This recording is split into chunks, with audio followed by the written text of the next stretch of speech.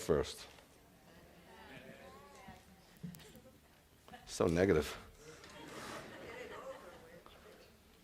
I'd rather start with good news than bad news. Well, I had to ask. The good news is I have a really, really tremendous message for you.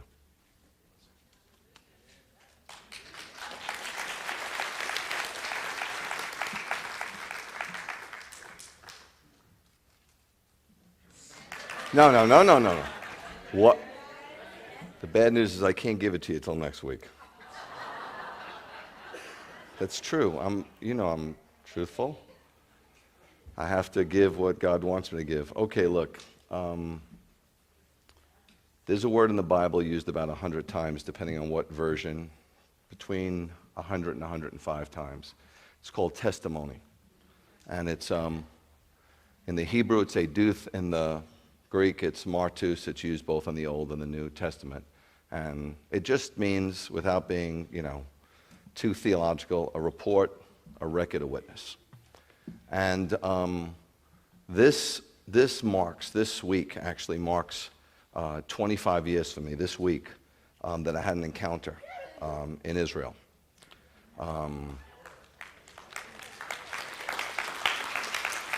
And the crazy thing is, I know you've read, but the crazy thing is, in 12 years of me being here, I've never really shared it. Never. And there's a lot of people online who have asked and stuff, and I just thought at the 25-year mark, and it's special. And I've thought about it. The first 3 years when I came home from Israel, I never shared it with anybody. I didn't know you're supposed to. In fact, I thought just the opposite. I thought you're not supposed to. Because I thought that if you did, it's almost boasting. So I didn't. And then I started to hear people sharing their testimonies all over, and I was like, oh, is that okay?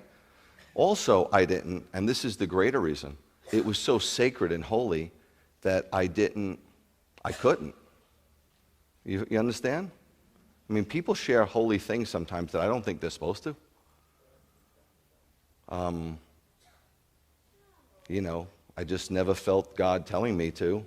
And frankly, it was so personal that, you don't share personal, there's certain things that are just between you and your wife, and your wife and the Lord, say, and, you just don't.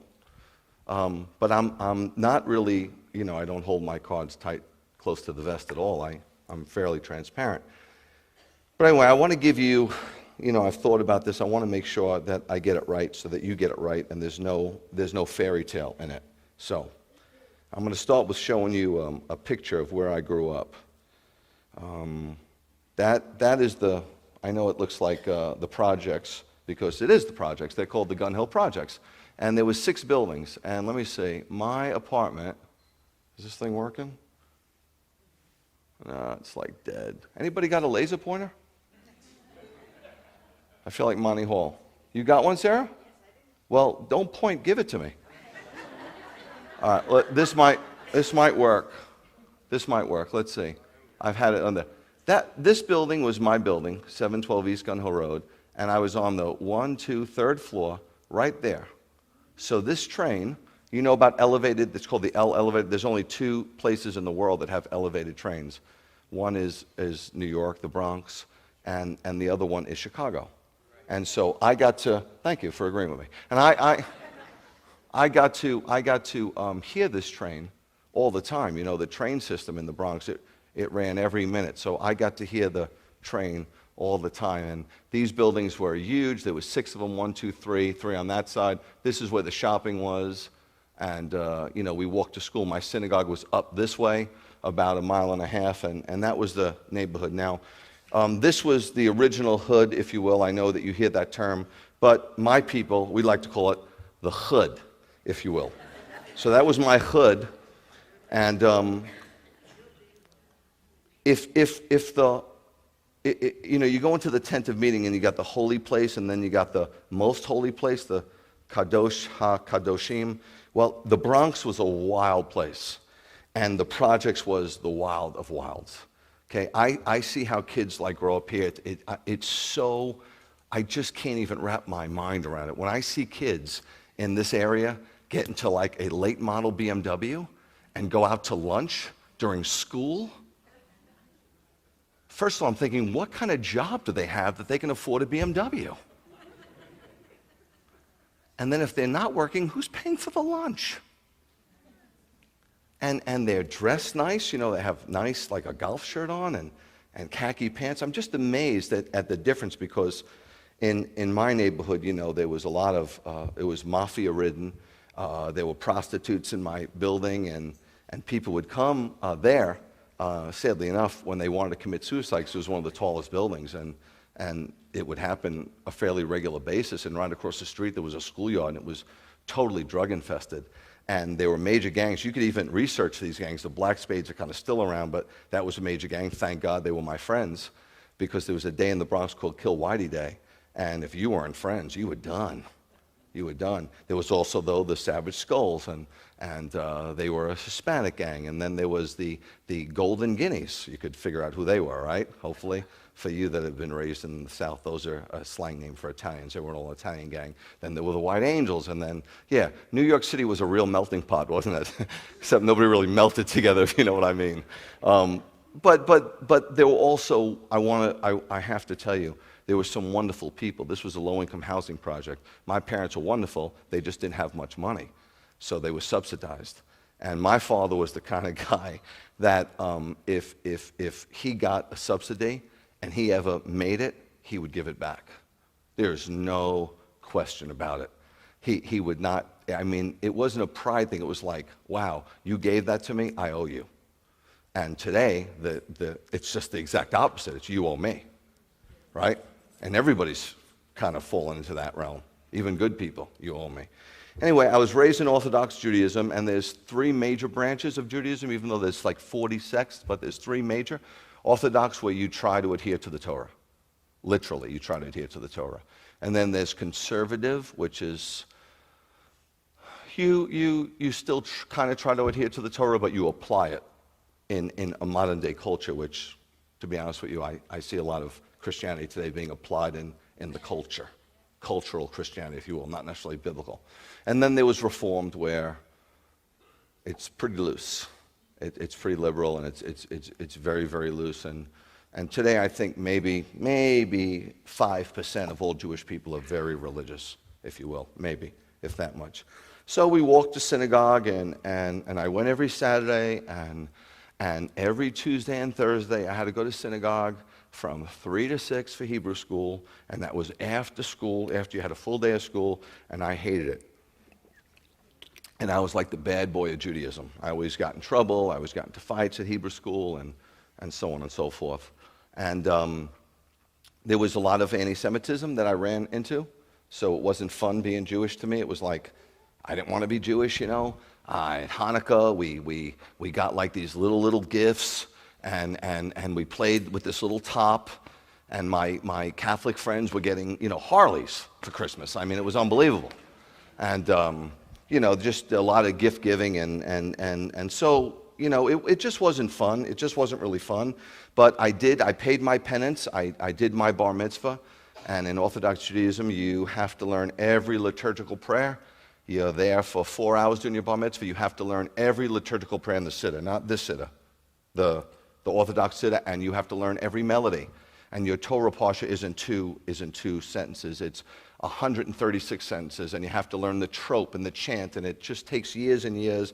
And so I paid my penance to Judaism, as far as I saw it, because it wasn't, maybe I missed it. I don't want to be disrespectful to Orthodox Judaism, but there didn't seem to be a lot of relationship, and it was highly religious, and I paid that penance, and then my father died a little bit thereafter, and my father kept me straight.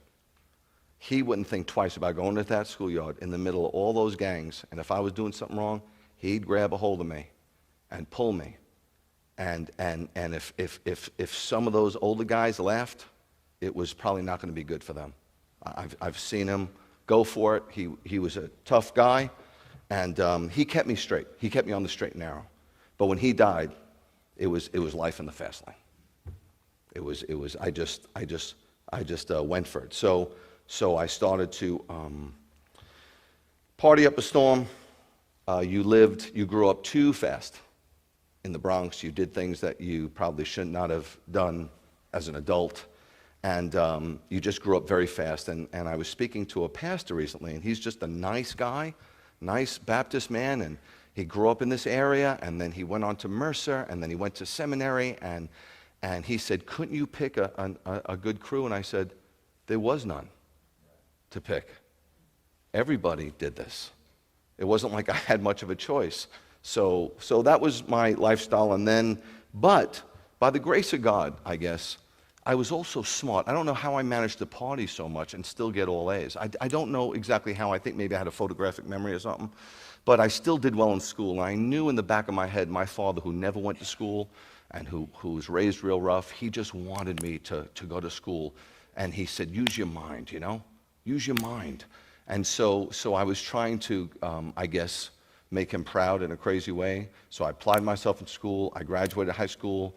I went to college on a scholastic scholarship. I graduated top of my class, and I got a great job, and I hit New York City, and I hit it hard. I mean, there was not a party that I didn't go to. And I went to listen, I'm telling you, I went to parties where Tina Turner came out and sung. I mean, these were not just like little house parties. These were, because I started making money. I became the president of a very small boutique executive search firm. Money was coming. I had some homes I bought. I'm talking about 25 years old. I had 3 homes, and I had a sports car, and I had very exotic vacations. I think every 2 or 3 months I was off in some exotic island somewhere in the Caribbean, and I was living large, very large. But there was something gnawing at me that was missing. You've probably heard this before, but I got to tell you, I was a logical person, very logical, very rational. I had good cognitive thinking and deductive reasoning. I sat down and I said, well, if I get the 4th or the 5th house, will that do it? And I knew that wasn't the answer. I knew that more wasn't more of the same. I knew something was missing, but I didn't know what it was. So I started to seek out something spiritual. And I got very involved. I was very involved as a young man with martial arts, but there's a martial arts that's not like the ones that you see here, where you go and you get your belts and you get tested and grandma comes, takes pictures. The martial arts I got involved in was deeply religious, very Eastern culture, I'm telling you, it was definitely the occult, without a doubt. And I had a teacher that you couldn't pay for him to teach you. You had to be accepted. And it turned into, and he's not there anymore. He's changed, and he's become a very strong believer. But it turned into where we were wearing white and showing up on Friday night and sitting on the floor for 4, 5, 6 hours and not moving. And we learned about the I Ching and the Bhagavad Vedas and the Kundalini energy, and I've seen people levitate, and I've seen some crazy things. Satan has a lot of power. And one day, he mentioned the word Jesus. And that's when I exited. I was his top student. And I was frustrated because the physical started to leave it, and it was all spiritual. But I could have dealt with anything, but as a Jewish kid. You follow? Isn't that crazy?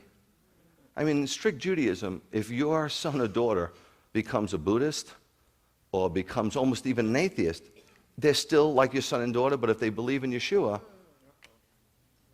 so it's deeply ingrained. So when I heard that, that's when I was like, yeah, I'm out of here. And Bernadette and I were dating. We were dating since 1985, and I introduced her. And she was raised very, very Catholic. I mean, as a grade school, middle school, high school. So she's heard things from the gospel. She went to church and all that. I don't think she was connected, because to me, and I don't mean to be disrespectful, but to me, when you're connected, it just comes out of you. And if I meet people that it's not coming out at all, I'm thinking, there's no way. You can't be a little bit of a believer. You can't be a little pregnant.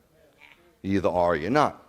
And so anyway, we were dating, and then about 1988, I was missing him so much, I decided to pick up a Bible. How do you just pick up a Bible?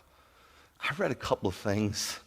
I don't know. I remember reading in Deuteronomy The secret things belong to the Lord your God, and those he reveals to you. So that was good for me because I was totally into the mystical, the ethereal fields. I knew a lot about this junk. And so when I read things like that, I was like, ooh, secret revelation. I was really kind of into it, but I didn't know what I was reading, and I still absolutely believed in reincarnation for sure. But this teacher says to me, this Sifu says to me, because we were planning on getting married, he says, you need to go to Israel. And I would have listened to anything this guy said. But when he said that, I was like, la la la la la la la la la la la la la la. He said Israel, and every time he said Israel, I heard Jamaica. He said Israel, I heard Jamaica, right? And I was like, I don't want to go there. A lot of Jewish people don't have any connection with Israel. It's like a whole nother world. It's like we're New York Jews. What does Israel have to do with us? I know that sounds a little crazy, but it is what it is. It's just the truth. And then I got on the train to go to work one morning. It was a short train ride. And I sat next to a person, and they said, listen, if you ever want to go to Israel,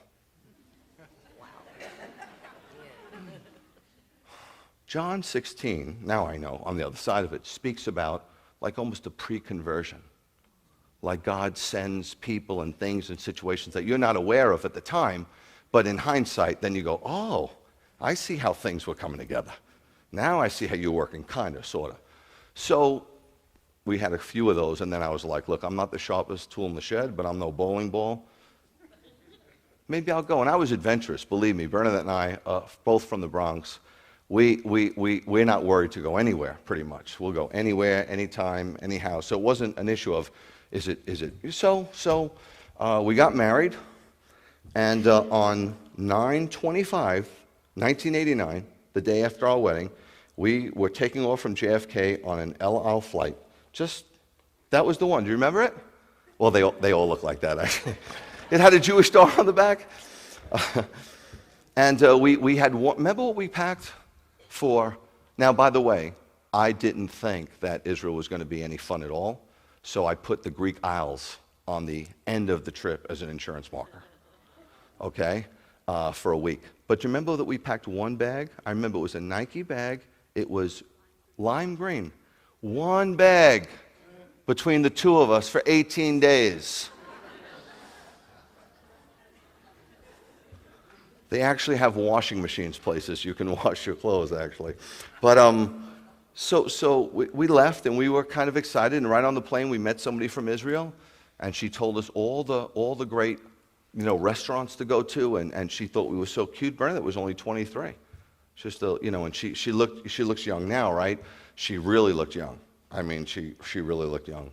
And so the first stop, when we got into Jerusalem, we got right on a plane. We got right on another plane. We went to a place called Eilat. Does anybody know Eilat? It's the southernmost city in the Sinai Peninsula. Okay, has anybody ever been there? Okay, let me show you a picture of Eilat. So when I got to Eilat, I'm thinking, okay, I like this place a lot. We were staying at one of those hotels, the King Solomon. It was a 5-star hotel, the Red Sea. There was a North Beach. Now, you would think that as a Jewish kid going to the Red Sea, I would have some connection, right? I mean, with all that went on there with my people. And I did have a connection to the Red Sea. In fact, such a connection that we were water skiing on top of it, and I was scuba diving below it, because Egypt has a great coral reef. And so I scuba dove in Egypt, and we went on a camel ride, right?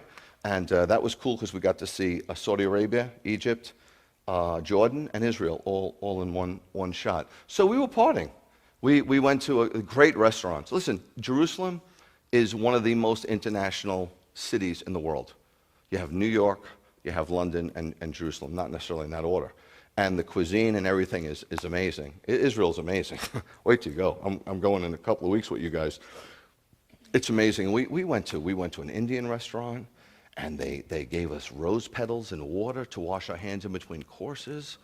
And then all the ladies got a rose when they left, and we were just partying. There were clubs, there was nightclubs. It was a great place. So I'm thinking, okay, cool, I'm good.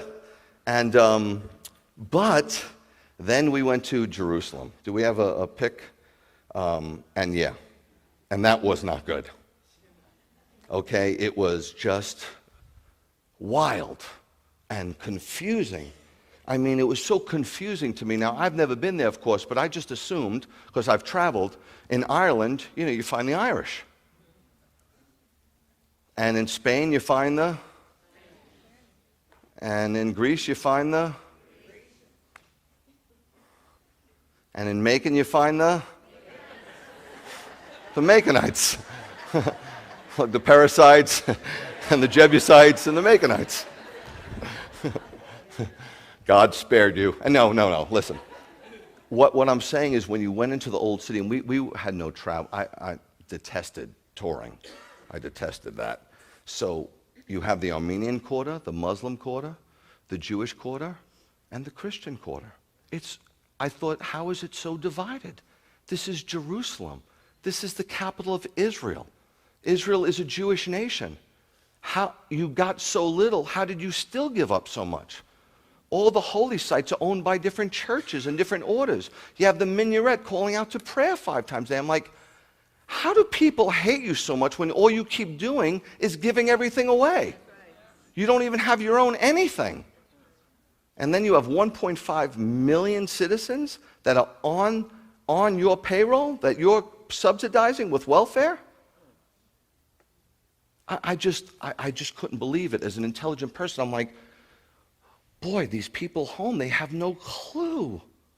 Where are they getting their information from? But it was little did I know that Jerusalem is also a hotbed for spiritual warfare. There is no more place on the planet that has more warfare. I've seen Satan move unbelievably in India and in Africa, but nothing like there. So I just wasn't feeling it. Do you remember when we got lost, you and me, we were walking, and those Arab boys came up to me and said, how much for your woman? Yeah, they offered her a camel. And this was in my heyday, so I was like, I'm looking around for a weapon. So all right, calm down. We almost got into it. Well, we were coming to, we went down to Masada, which was amazing. Masada will always be one of my favorite places. When I take you there, you'll see why. You'll get the same feel that I get there every time. And so we went down to the Salt Sea and just have fun. We're having fun. We're out of there. We're having fun.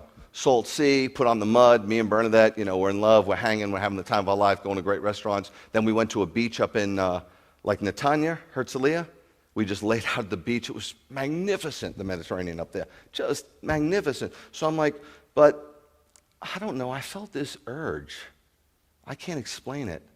To go up north. And we had 1 day left before Greece.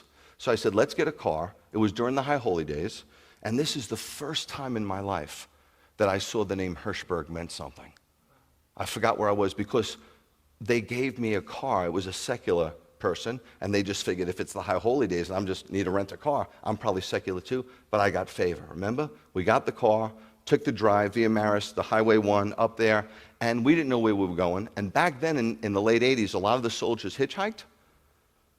That's how they got around up there. They hitchhiked. So we pulled over and picked one up, and I'm thinking, he's got a gun. That's cool. He's got an Israeli uniform. Come on in. So we said, where are you going? He said, Bet Shean, which is like 17 miles, just a little south of the Galilee. We dropped him off. Then there was another soldier. But I asked this soldier, I said, do you know where the Transfiguration Mount is? And he spoke English. He's like, no. And then I asked the next soldier, right? No. And I'm thinking, Israel is small. If you had $1,000, you can wall-to-wall carpet the whole country. That's how small it is. Okay, it's less than the size of New Jersey. It's 7,900 square miles. It's so small, and the Galilee region is so tiny. It's a tiny little place. So nobody knew, and I was getting a little frustrated because I'm thinking, I don't know. I kind of read a little something. I didn't read the whole event. I knew something about it. I knew kind of what happened there. So I thought it was a big deal, but the soldier said, look, I don't know the second soldier. And I said, okay, tell me where you're going. He goes, I'm going to Tabor. Now, a lot of the names in the Bible, the captions, don't disrespect. Men men who were compiling it called it different things according to what took place there. So because Yeshua transfigured, they called it but it's not the Transfiguration Mount, it's Mount Tabor. And you'll see that's where Deborah was in Judges. She went to Tabor when she fought Sisera, right? So that's the real name. But I didn't know. I'm asking for the Transfiguration. These guys don't read the New Testament, so what would they know about it anyway? So I said, look, we got to leave soon. You know, we only have a few hours. So I'll take you to Tabor. How far is it? And he goes, just up there. So we go, and I pull off the road, and he gets out, and I look to my left, and I see this mountain. I see this mountain, and for whatever reason, I'm telling you guys, I was a pretty spiritual person, not in the right spirit, but I was a pretty spiritual person. I felt like somebody was on the top of that mountain and took a fishing rod and cast and hit me in the heart with a hook. Because the minute I looked, I got hit. I got hit by something, and I started to not be able to breathe too well, and I felt exasperated, and I was in the shape of my life. I was 30. I was a fine-tuned triathlete, so it wasn't like anything was going on. And Bernadette says, what's the matter? I said, I got to get up there. And we drove up there, and if you go now, if you've been there recently, there's guardrails. In 1989, there wasn't. And I'm flying. I am flying, and Bernadette's screaming, and I'm flying, and she's screaming. And we got up there, and I literally pulled the car really quick, jumped out of it. I don't even know if I closed the door. I think I didn't close the door, if I remember correctly. And when I got out, I ran to the basilica, the covering of this holy site, and it said the plaque said the Basilica of the Transfiguration. Now, before I continue, I want to show you something biblical, and this is going to be a teaching lesson. This is just not my testimony. You know I would never do that. Look at this word, Acts 10:10 and Acts 22:17, Peter and Paul's experience respectively. Peter says he began to feel hungry and wanted something to eat, but while they were preparing the meal, he fell into a trance. Because I tell people it was a trance, and some fundamental Christians are just like, that's wicked. Then Peter and Paul were wicked. It's sad that most people don't know the Bible. That's what's even sadder. So it says this was in Joppa, remember, which is down by Ashkelon and Ashdod. And it says, after I had returned to Jerusalem, when he went back to give a final report, Paul said, it happened that I was praying in the temple, and I went into a trance. Now let me show you what that word means in the Greek, as it's applied here in the New Testament, their experience. Ecstasis. Now you know what we get our word from. That's where we get the word ecstasy. And it says a throwing of the mind out of its normal state. Okay, this is the definition right out of the Greek thesaurus. Such a man or woman who by some sudden emotion is transported out of himself. So that in this overwhelmed condition, how appropriate for that song, although he is awake, his mind is drawn off from all surrounding objects. He didn't see anything. And wholly fixed on things divine, things from God, okay? He thinks that he perceives with his bodily eyes and ears realities shown him by God in a state of amazement. So I'm like watching like a movie. I don't know how else to explain it. I go off to this spot, and I'm pretty convinced that this is happening, that something is happening. I think it's really happening. I see the sky. I got my eyes closed now.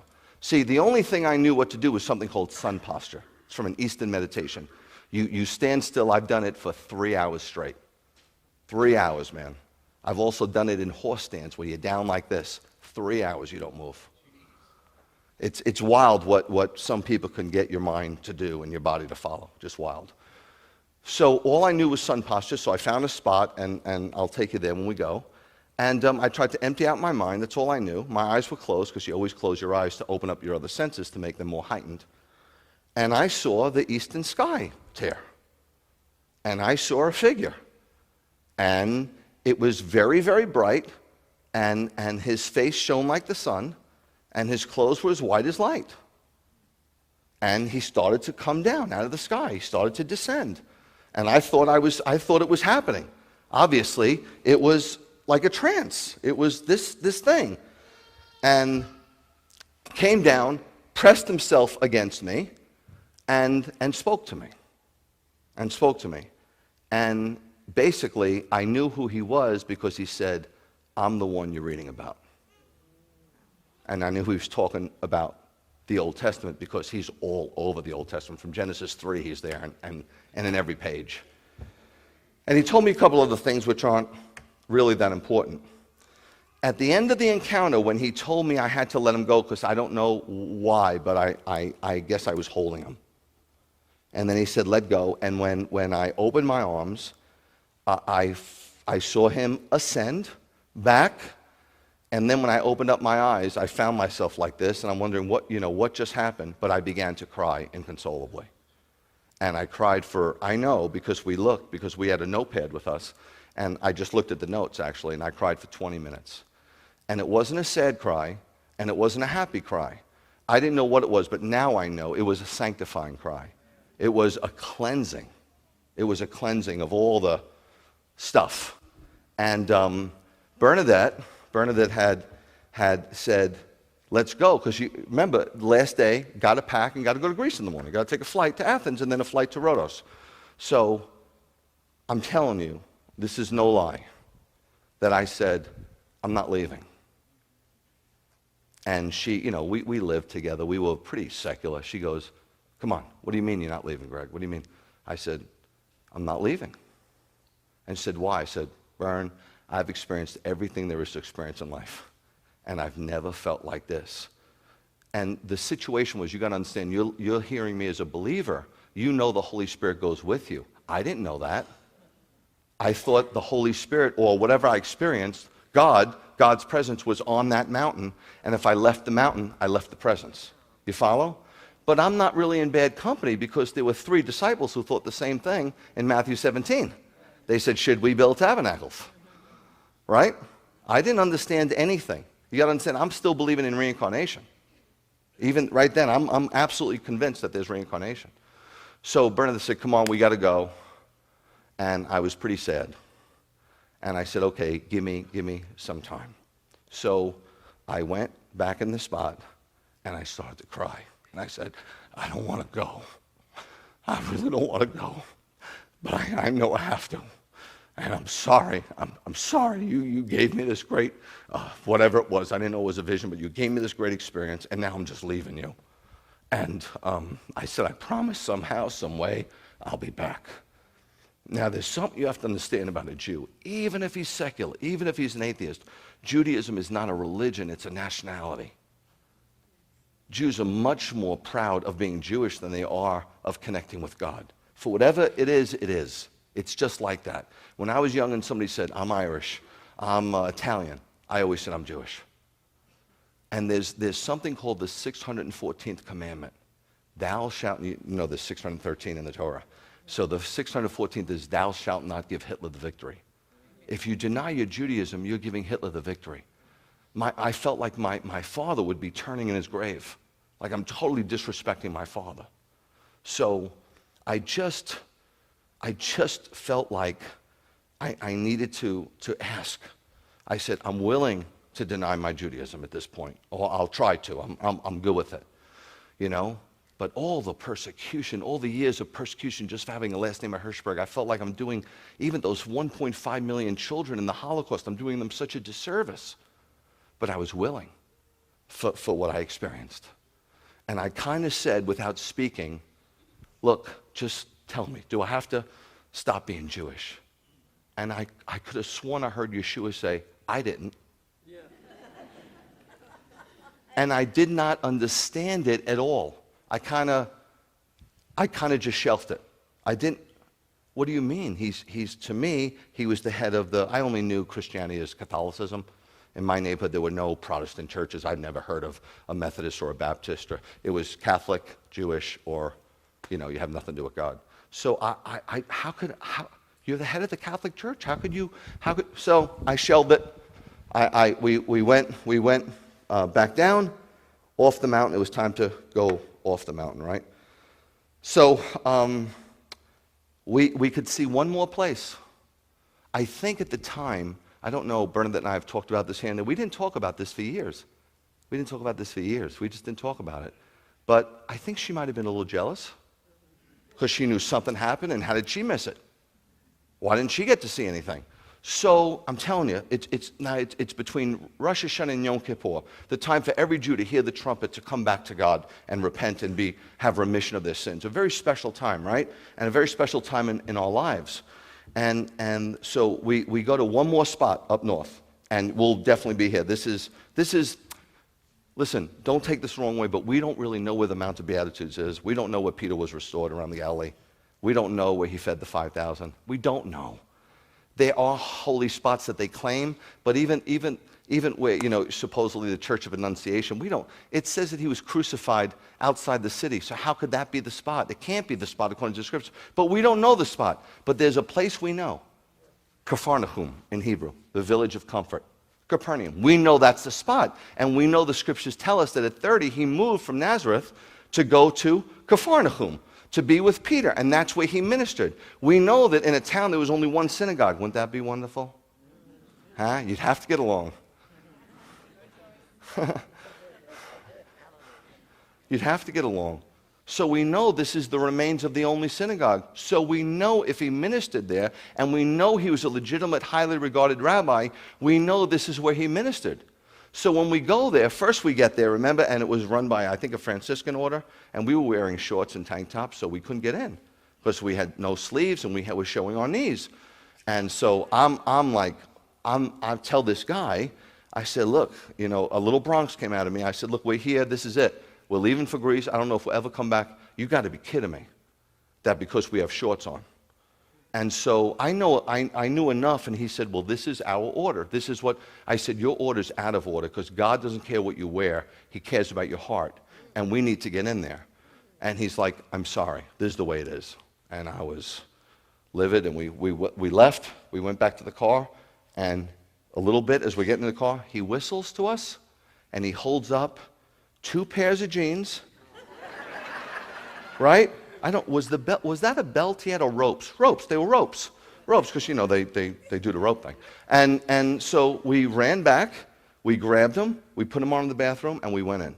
And there was nobody there, there was nobody visiting, it was the high holy days, there was no tourists, and we go in, and I've got my back, and I'm just saying, this has to be the spot where he ministered, and I hear like knees hit the ground, and I hear weeping, and I turn, and Bernadette's on her knees weeping. And she got zapped. She had her own little vision, and she got zapped. The same day, within like an hour, we both get zapped. And so we go to Greece, and that was, as beautiful it was like, after that, how do you follow that, right? So we tried to, have a good time. But arriving home, I didn't know what to do. I didn't know what to do. You guys have been raised going, I didn't know. I didn't even think that you had to go somewhere. And if you did, where do you go? I mean, they can't all be right. So which one do you go to? There was so many. And so the Lord did not lead me to go anywhere. Now, was that a violation of Scripture? In a way, yes, but God supersedes. Sometimes his voice supersedes even. If he tells you, go somewhere, and you feel like not going, you go. So for 3 solid years, I read the Bible, and I devoured it. I just couldn't stop reading it. I couldn't get enough of it. I read it, and read it, and read it, and read it. But my take, my presumption, or assumption, I don't know, was that Christianity has nothing to do with Judaism. And it was very easy for me to see. We celebrate Hanukkah, they celebrate Christmas. We worship on Saturday, they worship on Sunday. We don't go near pork and shellfish, you can't get enough of it. It's totally different. It's in every regard. In every way, shape, or form, really. And so there was no disrespect, and I don't think my parents ever disrespected. My mother was a teacher in the South Bronx. She loved everybody. She respected other people's beliefs. It just wasn't ours. So this was my presumption, and now here comes the lesson for you. Okay? I open up Matthew, the first book of the New Testament, right? Matthew 1, verses 1 through 2.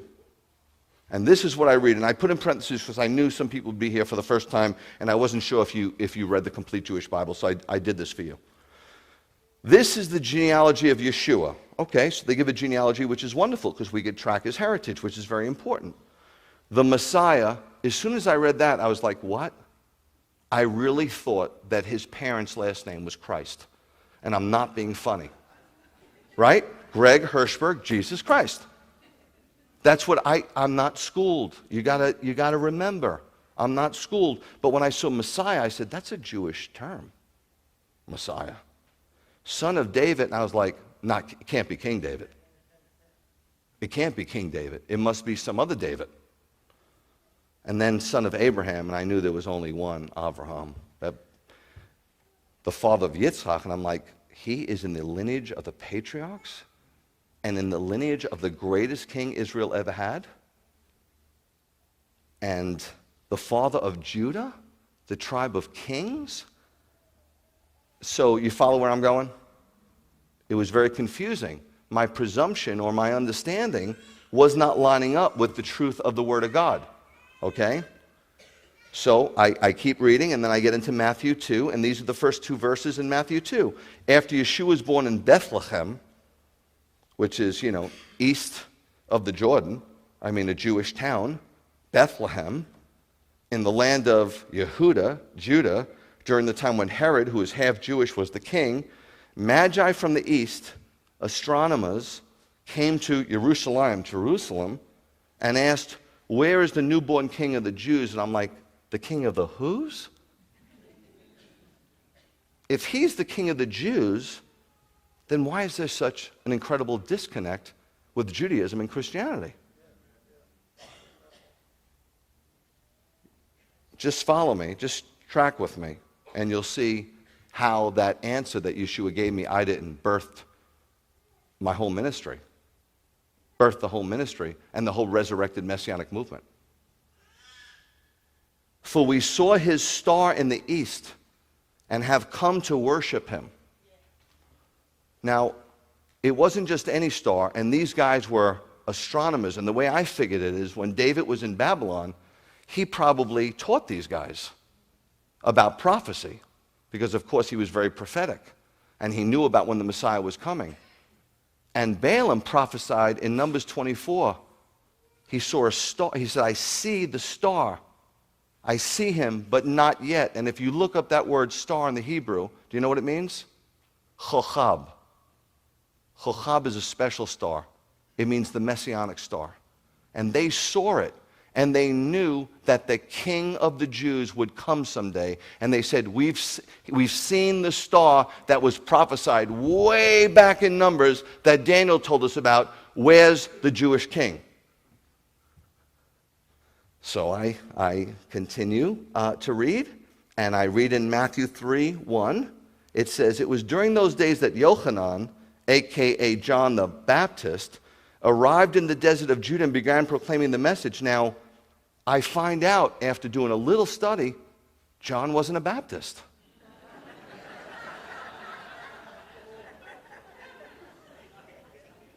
He was a Methodist, right? No, and the sad part is Zechariah, his father, was from the Levitical order. And his mother, Elizabeth, was from the high priest, the Aaronic line. They were devout Jewish priests, devout Jewish people. And John never gave up his Judaism. I keep reading. I'm in the next chapter, Matthew 4. And Yeshua is being tempted. And what does he use? Deuteronomy from the Torah 3 times. Deuteronomy 8:3, Deuteronomy 6:16, and Deuteronomy 6:13. I find out through later study that 80 times Deuteronomy is quoted in the New Testament. 80 times. It's a lot. Just one book. Then I get to the kicker. And this is really something you must know. Matthew 5:17 through 19. Don't think that I've come to abolish the Torah or the prophets, meaning the first 5 books or all the prophetic books. I have come not to abolish, but to complete. Now, we'll get to the meaning of these words, because if you don't know the meaning, you're going to destroy this text as it has been destroyed throughout Christianity across denominational lines. Yes, indeed. I tell you that that until heaven and earth pass away, using hyperbole, huge exaggeration, not so much as a yud, which is the smallest letter in the Hebrew alphabet, or a stroke, the markings under that small letter, will pass from the Torah. Not until everything that must happen has happened. Now, has everything happened? Of course not, because Yeshua hasn't come back yet. So if everything hasn't happened, then the Torah hasn't passed away. Right? So whoever disobeys the least of these commandments, whoever disobeys even not taking care of the gray-headed, the very least of the commandments, and teaches others to do it. See the problem? Not only is it bad for you, but it's taught to others. Now this is kicker. Stay with me. I know some of you are dying. Make believe you're playing a video game and you'll hang in there, okay? They'll be called the least in the kingdom of heaven. You're not saved by obeying the law. You're saved by the grace of God. But there is greatest and least in the kingdom. If a friend of yours, I know there's probably Braves fans here or a Georgia Bulldogs fan or whatever you're a fan of. Let's say you're a Braves fan. Your friend says, look, I've got some seats for you. You could either take the upper decks or box seats right behind home plate. What are you going with? You follow what I'm saying? People say, no, everybody's the same in the kingdom. Baloney.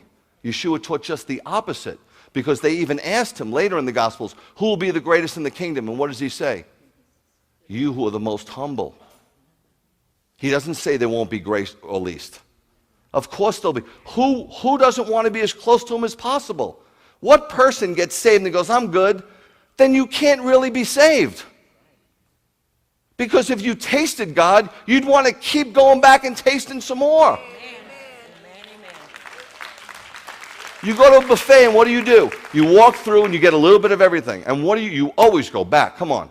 You go back and what's on the plate the second time? The stuff you really liked. Well, once you've tasted all this in life and you taste God, you can't be like, I'm good. You load up. You keep going back online and filling up your plate with more God. So my point is, no, there's people that they're not that'll be. Justification is one thing, but that's not going to get you close to God. That's going to get you born again. And if you are truly born again, of course you're going to mature. Of course you want to grow up in the ways of the Lord. Now look at these words, because I need to tell you that in Judaism, in strict Judaism, just for the record, Jewish literacy, if you read any books on Jewish literacy, Jews regard Jesus, rabbis, as a law-abiding, highly nationalistic Jew. Do you hear me? How do people that don't know him as Messiah regard him as such an obedient, nationalistic Jew, and the Christian community don't see him as a nationalistic Jew at all? This is absurd. It's absurd. In fact, in actuality, the Jewish people say that Jesus criticized anyone who advocated dropping the law. They quote this verse. They say, how are you saying the law is nailed to the cross when the leader you're following says, I didn't come to abolish the law? Not only that, but the terminology he's using is first century rabbinic augmentation. Every single Jew knew what he was talking about when he said abolish and complete. It's like a colloquialism. It's like if I said in Japan or Africa, if I said to my friends there, look, I'm going to kill two birds with one stone, they're going to think. But if I say it to you, you know what I mean. Every Jew, which was his audience in Matthew 5, he's giving a sermon, the only sermon he gave. And everybody knew he was saying, we don't know because we don't understand the terminology, but look at the word abolish for a minute. Kat al-u'o, in the Greek, it means to destroy. Metaphorically, to render vain. I didn't come here, he said, to make the Torah render it vain, to say it's null and void. In fact, I came to complete, look at that word, pleiroio, to fill up. I came to fully preach it. You see, the people were playing it like this. Well, so if I constantly salivate over every woman that walks by, but I don't have sex with her, that's kosher, right? And Yeshua's like, let me teach you something. That's not kosher. Because this is what people are doing, and they're still doing it today. They're holding on to God like this. Like this. Just enough to get saved. And holding on to the world like this. Or maybe not. Maybe they're holding on to God like this and also hold on. They want both, right? So he says, I'm coming to fully preach the law. I'm going to really teach you what it's about. And he did that in Matthew 5 and 6. He taught on Torah. He taught on murder. He taught on adultery. He taught on marriage. He taught on divorce. He taught on vows. He taught on lying. He taught on love. He taught on giving. He taught on prayer. He taught on fasting. He's just teaching the Torah. In fact, you know what they called Yeshua in the first century? HaTorah, the Torah. And that's exactly what the Gospel of John says. He's the Word of God made flesh. He was the Torah with flesh on it. Look at Matthew 22.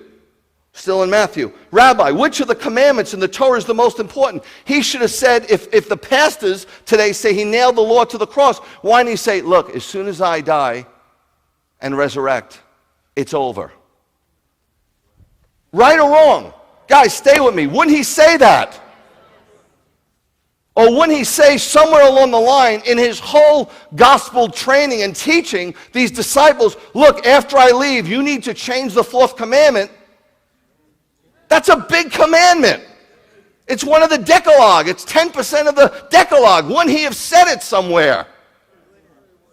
Why would he keep people in suspense when it only changed in the 4th century through the Council of Nicaea? And then you've got Protestant reformers making fun of Catholics when it was the Catholics who changed it, so they're following Catholicism. How dare you make fun of them?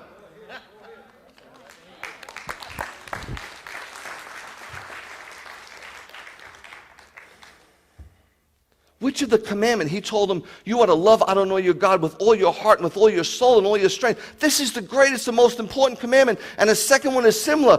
These are the two. This is the catechism of Judaism. These are the two most important commandments, the Shema and the V'ahavta. Look at it. It's our creed. Show me the Shema. Shema Yisrael Adonai. That's what he said. Did he say it like that? He didn't speak Spanish, okay? He spoke Hebrew. Of course he said that. He said exactly that. And then he said the V'ahavta. Love your neighbors yourself. I am the Lord. And when he said it, he meant it. Then, not to badger the witness, but just let me give you a few more and then we're gone. Let's go. I got onto the book of Luke and I see Luke 2:21. And it says on the 8th day when it was time for his Brit Milah, when it was time for his circumcision, I'm like, he's being circumcised on the 8th day? He's very Jewish. He was given the name Yeshua. When I was circumcised on the 8th day, I was given a Hebrew name. It's the baby naming. You have somebody come in like Simeon lifted him up. I had somebody lift me up. Still, 2,000 years later, we're doing the same thing. And where does that come from? Genesis 17:10. I read the next verse, Luke 2:22. When the time came for their purification according to the Torah of Moshe. That's not what your version says, but that's what it is. It's according to Leviticus 12:1 through 2 and 6. Adonai said to Moshe, tell the people of Israel, if a woman conceives and gives birth to a boy, Mary, his mother, is very Jewish. Tohar. Purification. Then I read the next verse, 2:23 in Luke, and it says, as is written, every firstborn male is to be consecrated. Pinyin haben, redemption of the firstborn from Exodus 13:11 through 12. I'm like, man, Brit Milah, Tohar, Pinyin haben. And then, and this is a stretch, forgive me for taking some artistic license, but hear me out, okay? Look at Luke 2:41 through 46. Every year Yeshua's parents went to Jerusalem for the festival of Passover. First of all, no kidding. Shalosh regalim. Every Jew has to go 3 times a year to Jerusalem. On Passover, on Shavuot / Pentecost, and on Sukkot. So of course this proves they're devout Jews. When he was 12 years old, what I find amazing is the Gospels are to a different audience. Luke is very much, it's to a Greek audience who are looking for the perfect man. That's why he's called the Son of Man all over Luke. And it was very touching. Luke is a very touching gospel. Okay? You see him at 12. Now, we see him when he's born, right? We believe in this guy. We give our life to him, right? And all we know is he's born. Then we lose him till he's 30, except for one day. We see him when he's 12. I could know more about a person in an hour than I almost know about him. And then we see him at 30 for a 3.5-year stint, and the Gospels, a synoptic, seen through the same eyes. So we see very little of his teachings, right? There's a lot of books, but as far as what we have recorded, very little. So why did God show us him at 12? It says when he was 12 years old. Now, just so you know, the modern day bar mitzvah is very different than the bar mitzvah in 2,000 years ago. Very different. Back then, 12 years old, not 13. The rabbis changed it. They gave the boys another year because they felt they were a little behind girls. So they gave him another year. But back then, 2,000 years ago, at 12, you sat before the rabbis. Because you were a bar mitzvah, which means son, bar, Simon, bar, Jonah. You were a son of the commandments on your 12th birthday. There was no party. There was no fanfare. There was no reading scripture. When you woke up and you were 12, you were a bar mitzvah. Because you've been trained for 12 years to obey God. And this was your age of consent, your age of accountability, a rite of passage. Now, were you kicked to the curb? No, the men of the community came around that 12-year-old and taught him how to grow up as a son of the commandments and get ready for marriage and teach his kids. I think we should apply some of these things personally in our Christian life. But that's just me. That's just me. What do I know? But at 12, you're sitting before the rabbis, and they start to say, do you know what today is? You had to sit before the rabbis. What is he doing? Read it in Luke.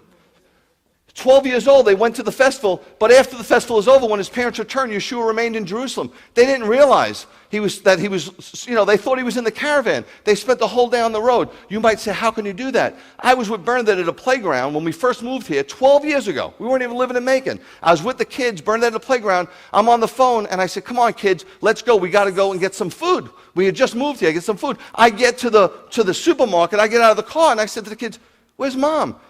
And so Jeremy, who was the oldest, he was 9 or 8, 9, he says, you left her at the playground. I said, what's the matter with you? Why don't you tell me? He said, you were on the phone. You said never to interrupt you when you're on the phone.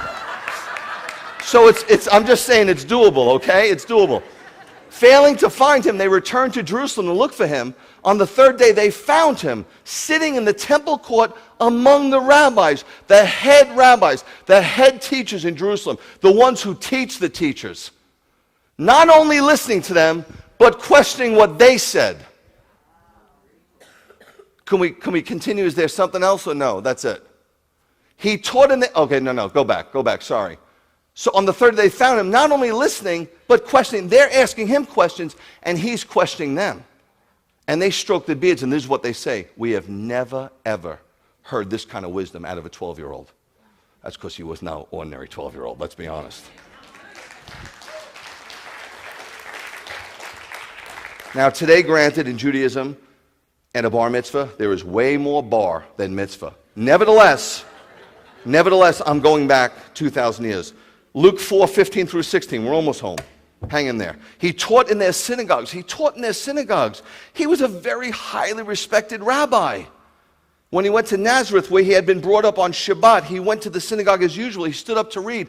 They wouldn't even let a Gentile even near the synagogue, no less inside the synagogue. They would never get inside the synagogue, no less hold the scrolls, no less open them, no less read from them, no less teach from them. Remember what he read? They always read the Haftorah. That's the prophetic portion. What does he read? He reads from Isaiah 61. And he opens the Torah. It just happened to be that portion. He goes, the Spirit of the Lord is upon me to preach the good news. It's a messianic prophecy. And what's his message? He rolls the Torah up, puts it back in the ark, and says, this is the message. I'm here. And it was done. But my point is, he was not a priest. He was a rabbi. With students. There were many rabbis. He had a teaching, and he was highly respected in the Jewish community as a rabbi because he taught in their synagogues, as everyone respected him. You got to understand, it's not like they had a problem with him. There was just a small group. He had many followers. There was over 1 million followers in the first century until they were persecuted and killed. And then look at Luke 24:27, which always gets me. So he's on the Emmaus Road, and he's teaching them. What does he use to teach them about him? The Torah and the prophets. Why, buddy? Because there is no letter to Corinth. It's not the gospel according to Corinth. Most of you don't even know where Corinth is, no less what was happening there. People say, well, you can't wear a hat in church because in Corinth they made them not wear a hat. But it says the woman has to wear a hat in Corinth. So where are the women wearing hats in the church? You don't know what you're talking about. And he used the Torah and the prophets because there was no gospel. It wasn't written for years. What did they use? How could it be abolished if it's the only thing they had? Then I just delve in a little bit of Romans, just a tad. Then what did they? Because this is an objector to Jews and Judaism. What Romans? It's written to Romans. They were Gentile believers. Hebrews, Jewish believers. Then what advantage has the Jew? And he says, what is the value of being circumcised? Then what's the big deal? That's how it ends. Paul says, oh, in every way, buddy. In the first place, the Jews were entrusted with the word. You wouldn't have the Bible if it wasn't for the Jews. If you didn't have the Bible, how would you even learn about salvation, the way of salvation, the way to walk, the way to pray, the way to love, the way to go after the Spirit of God?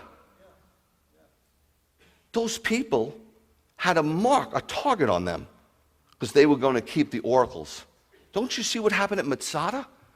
They hold out for 3 years, 970 some odd people, and they say, we're not going to be taken by your gods. And one by one, they systematically kill their wives and children, but they leave all the food. They burn everything except the storehouses with the food, because they were saying to the Romans, it wasn't because we were starving, it's because we only honor our God.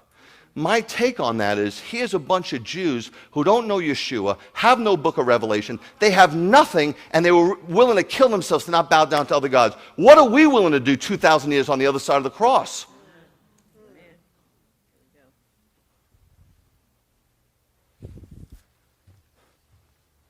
Last one, Romans 9, and this is just, forget about it. Paul says, listen, I would give up my salvation for my people. He said I would go to hell in Romans 9. I would be willing to go to hell, be excommunicated from the Lord to see one of my people get saved. And then 3 times in his epistles he says, be like me. He says the people of Israel, they were made God's children. He's their father, no doubt. The Shekinah has been with them. The covenants, 5 covenants. In Genesis, the Abrahamic covenant, the Israeli covenant, the Davidic covenant, the new covenant. I mean, the covenants, likewise the giving of the Torah. Where would we be without it? The temple service, everything we do today comes from their worship service in Chronicles. The promises, no weapon formed against me. That's the promises that you get to claim because you're grafted in. The patriarchs are theirs. Your God is the God of Abraham, Isaac, and Jacob. And from them, as far as his physical descendants concerned, came the Messiah. Hallelujah. Praise be Adonai.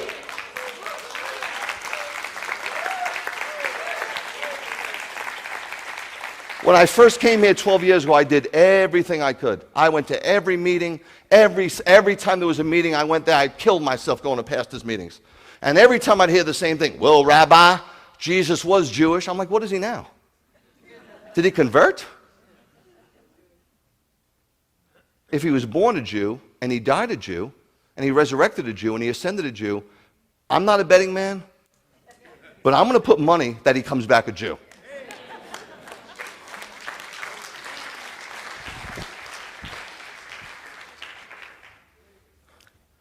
This is my point. Is Judaism the problem? No. Not biblical Judaism. Is it a problem not to commit adultery? Is that a problem for you? If it is, don't get married. Is it a problem for you not to steal? Not to take care of old people? A widow or an orphan? Is that a problem? Judaism is not the problem. Look what Romans 7, look what Paul says. He's teaching Gentile people who are new. They're new at it. And he says, so the Torah is holy. That is, the commandment is holy, just, and good. How dare you take something from a holy God that he calls holy and say it was nailed? If we got to nail anything, it's unholiness, not holiness. But by the same token, is Judaism the answer? No, because you can look in a mirror and see your face is dirty, but that mirror ain't going to clean your face. You follow? You could look at the Torah and see how dirty you are, but that Torah ain't going to clean you up. So if Judaism isn't necessarily the problem, is Judaism necessarily the answer? Look at what Romans 7:13, he just continues. He says, then did something good, the Torah, become for me the source of death? Heaven forbid the Torah didn't become a source of death for me. Are you crazy? Rather, it was sin working death in me through something good. So that sin might be clearly exposed as sin. So that sin through the commandment, wouldn't this be nice if we found this in some of our mega churches? Instead of I'm okay, you're okay? Grab a free pen on the way out. Sin through the commandment might come to be experienced as sinful beyond measure, for we know that the Torah is of the Spirit. It's of the Spirit. The Torah is of the Holy Spirit. This Holy Spirit is not goofy. It's a spirit of holiness. And the Spirit of God will empower us to walk these things out.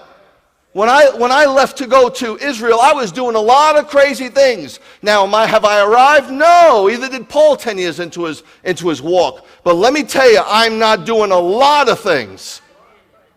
I'm not bragging, but 25 years ago at my wedding, I had 12 ushers, and they leaned into me one by one. They said, you're not going to be able to handle being married. What are you doing? How are you going to handle it? And 25 years, my hands are clean.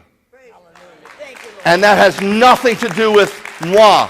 Yes, do I desire it? Yes, I desire it. But through that desire, which is God will give you over the desires of your heart when you want something that's of Him. He'll empower you. It's not my glory, it's the glory of the power of God, the Holy Spirit.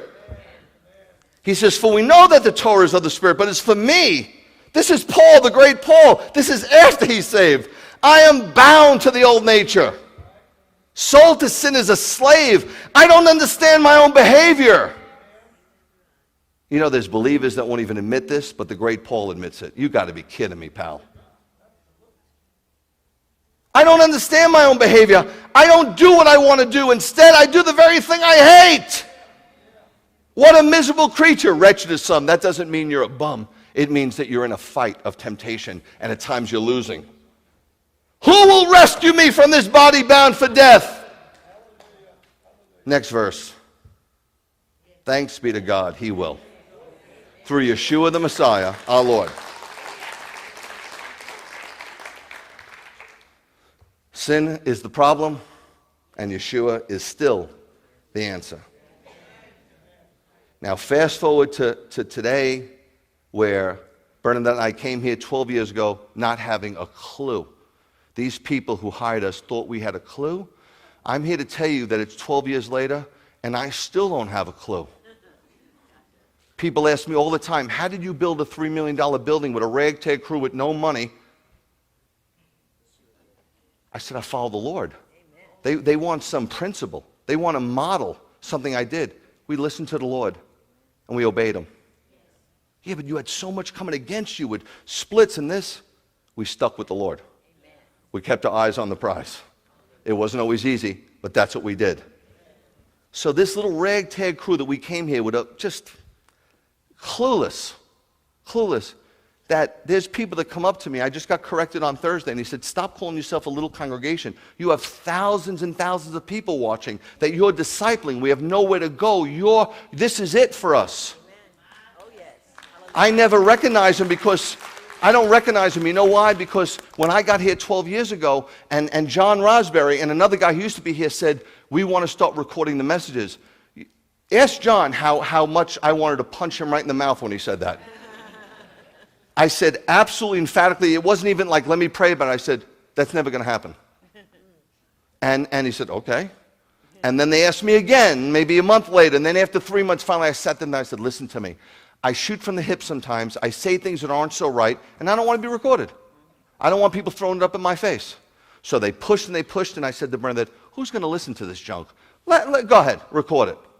Right? Record it. And then they wanted to get a camera, and I was like, no way. Because listen to me, there are people who stream, and nobody's watching but their mother, but they say, we stream. You know what I mean? What I mean by that, it's the same thing when you have a missionary. How many of those missionaries accomplish anything? Believe me, I've been there. I know some of those missionaries. Okay, sometimes you go, oh, we have a missionary couple living in Honduras. They're living in an apartment. They have no connection with the people. Nobody gets saved, but they come back and they say, hey, I was a missionary in Honduras for a year. What'd you do? So I didn't want a camera because I said, nobody's going to watch. Now we have, so not only this is not a salvation station. This is a restoration station. This is a place to come back to the ways of God and to get close to God and seeing families that were falling apart. So many couples in here were falling apart. How many of you guys were so on the verge of not divorced, you just weren't even talking to them, and look where you are now. How many people were having this lukewarm little dance with the Lord, and now you think about God all the time. It's amazing what God has done.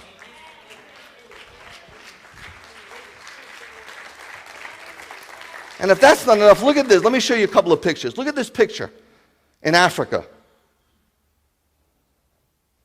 This is Stephen Nganga. He is a beautiful, he's an unbelievable guy.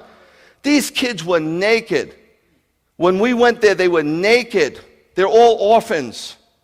Okay? We're not sending $50 to buy a kid a dinner. We support all of them. This is our congregation. That building we built. He now has an office and 3 classrooms and a kitchen, and the kids have clothes. They had no clothes. Naked, sitting in crap. Let me see the next pic. Let me see the next one. Look how beautiful. And some of them, they will dance circles around the average believer in America. They will dance circles. Let's see the next one. And they're all being fed by us. Fed spiritually and physically. How does a small congregation do it? Look at the next one. This is India. You see the uniforms? That's Hope School in Muramanda. We went there, the same thing, a couple of just orphans. 350 kids go to that school, and we have 10,000 new believers in Southeast India through the ministry, through this ministry. And I'm not making it up. Any of you can go there. I'll send any of you there anytime you want. I'll call Samuel and say you're coming. I'll send you there. You'll see. I brought people. They saw it. But I'll send you anytime you want. You're more than welcome to go. Follow Samuel around. See what he does. See what he does. He's not some missionary couple. He could care less. He will never tell you about himself. And every time his kids say, Dad, please, Rabbi Greg sent so much money. Can't we do some? He always says the same thing. It's not for us. You don't know any ministry where there's no administrative costs. No such thing. No administrative costs. 100% goes to the children. 100%. God blessed us. You know, when I was teaching the Hebraic roots and all these things, I was like, God, this is going to kill me. I'm talking to believers, and they're just becoming like more believers. They're just becoming, I can't do this. After 1 year, I said, I'm done. I'm not doing this. I'm an evangelist. I'm not going to do this. Give me something. And man, he didn't give us an okay ministry. This is an unbelievable. You guys went. Were we not on that mountain? Did not 5,000 people come walking for days to come to that mountain to hear us teach and preach? And when I came off that mountain and went to bless them, and did they not knock me down? And did we not see miracle after miracle? This is the real deal, man. Look at how beautiful they're eating and they're clean. Let me see the next pic.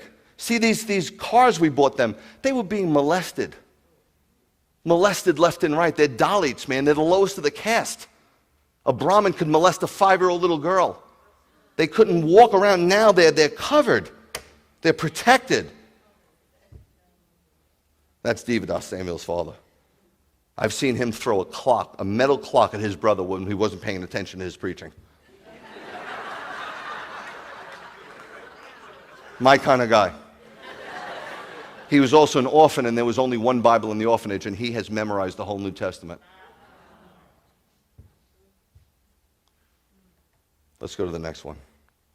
And this is, you're going to go with me. You've never seen a ministry like this. This is Hava Levine, 300 children we support who have been taken out of their house because they've been molested. It's terrible. Israel doesn't want to talk about it. The average Israel doesn't know Neve Michael exists. I talk to Israeli all the time. You know what Neve Michael? No. You know what Padas Han is? Yeah. You never heard of Neve Michael? Because they don't want to talk about it. They don't want to know. The government wants it kind of hidden. But yes, there's sin everywhere in the world. Doesn't matter where you go. This lady is the Jewish Mother Teresa. There is nobody on her staff that gets a salary. She has 10 children of her own. You've never seen anything like it. Somebody said to me, though, Rabbi, they're not believers. Not yet. But where in the Bible did you read I'm only supposed to take care of believing children? I didn't see where it said, when it said take care of the widow, the poor, and the orphan, it was only the believers. If I don't take care of them and love them, how are they going to become believers? What do you think Yeshua did when he fed them? He just wanted to feed them? You go to hell fat. Though he had a motive, and that's my motive. This is an ultra-Orthodox community. Not Orthodox. Ultra. They wouldn't even entertain talking to me on the phone, and you'll see when you go. 5 years ago, when did we start with them? 12 years ago. We're with them 12 years. But 5 years ago, she says, well, Rabbi Greg, and I just leaned into her afterwards. I said, Hava, listen to me. You don't have to call me Rabbi. You don't have to be nice to me. You don't even have to treat me with the least bit of respect. We're going to support the kids no matter what. Not because we love the kids so much, although we do, it's because we love God, and God has instructed us to do that. So you don't have to, you know what I'm saying? And she leans in and cries. She goes, I will call you Rabbi because you love the children. She is the Jewish Mother Teresa. Very rarely, I'm telling you, when you go and you come on that ground and you meet her, you'll start to cry. You'll start to cry. Amazing. So, it's all very humbling. It really is all very humbling, believe me. That's why I don't like to talk about it. That's why when I go to Israel and somebody wants to just sit with me and have lunch, I'm like, who the heck am I? Are you kidding me?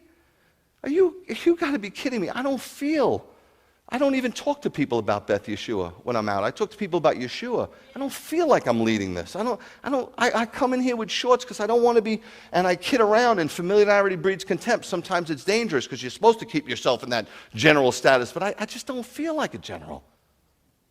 I just don't feel it. And people tell me we've accomplished so much, and I just don't feel it. And I don't know if that's God just protecting me. I don't know what it is, but it doesn't matter. It doesn't matter. The bottom line is God has done an unbelievable, magnificent work here.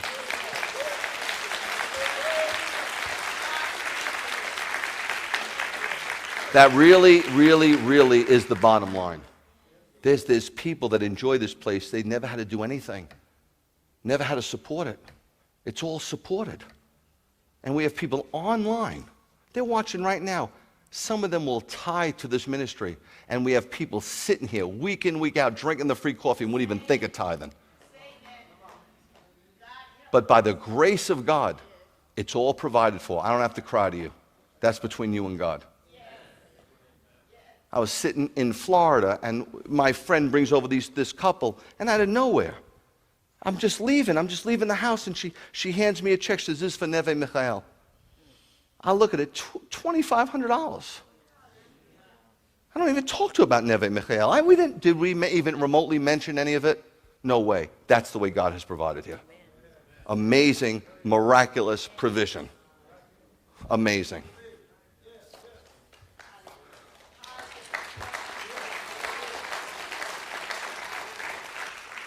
Elizabeth, will you do me a favor? Will you pop up there, just yourself? When I go to churches to speak, I'm going to one next week in Monroe County. By the way, it's a Sunday. They want you to come, but it's kind of small. It's a 300-seat sanctuary, and they've invited a lot of people. They want you to come. There's an overflow room. I don't necessarily need you to come, but if you want to come, I don't want to stop you from coming. But if you wouldn't mind, just anyway, when I go to these places and they sing hymns, and I'm not singing them, it's because I don't know them. I'm not being disrespectful, and I'm trying to follow it, and I don't know the melody. I wasn't raised with any hymns, but there's some hymns that I find beautiful. Like there's a guy who wrote a beautiful hymn, Isaac Watts.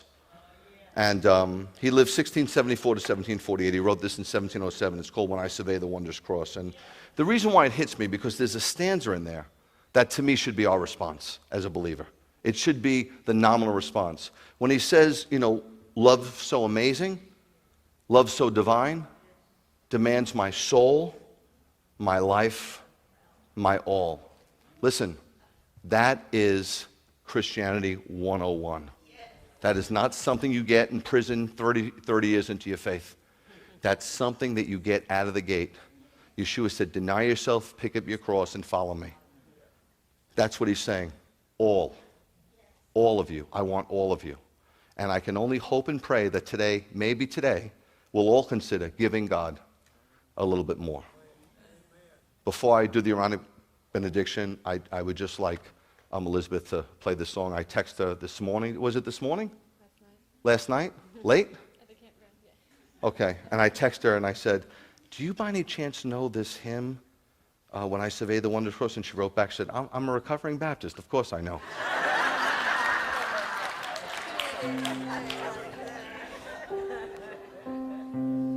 When I survey the wondrous cross on which the Prince of Glory died, my richest gain I count but loss, and pour contempt on all my pride. Forbid it, Lord, that I should boast, save in the death of Christ my God. All the vain things that charm me most, I sacrifice them to His blood. See from His head, His hands, His feet, sorrow and love flow mingled down. Did e'er such love and sorrow meet, or thorns compose so rich a crown? Were the whole realm of nature mine, that were a present far too small. Love so amazing, so divine, demands my soul, my life, my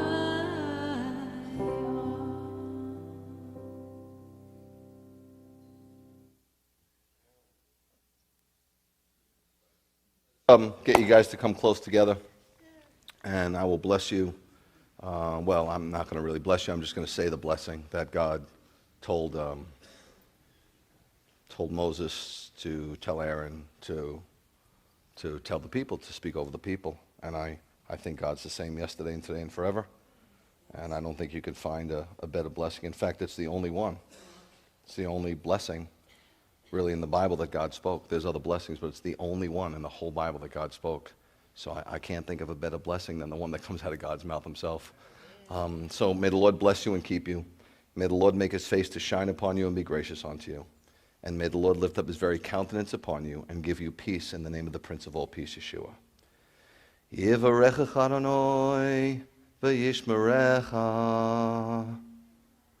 Yo'er Adonai ponav elecha v'hunecha. Yisa Adonai ponov elecha, v'yasem lecha shalom. Shabbat shalom, guys.